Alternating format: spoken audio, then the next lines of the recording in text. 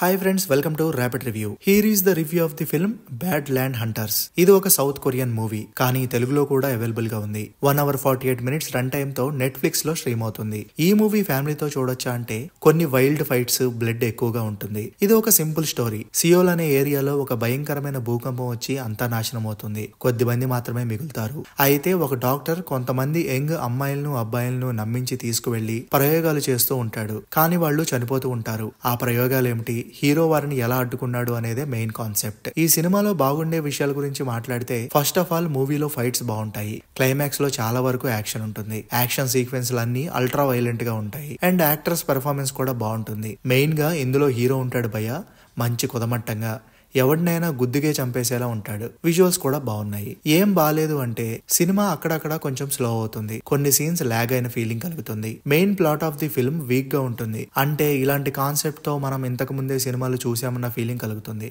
Action movies ని ఇష్టపడిన వారికి ఈ సినిమా నచ్చదు. సో ఓవరాల్ గా ఏం చెప్పొచ్చు అంటే, యాక్షన్ మూవీ లవర్స్ ఎవరైతే ఉన్నారో వారికి ఈ సినిమా బాగా నచ్చుతుంది. ఒకసారి చూడొచ్చు. ఈ సినిమాకు మనం ఇచ్చే రేటింగ్ 6/10. మరి చూసుంటే మీకు ఎలా అనిపించిందో కింద కామెంట్ చేయండి. Thanks for watching.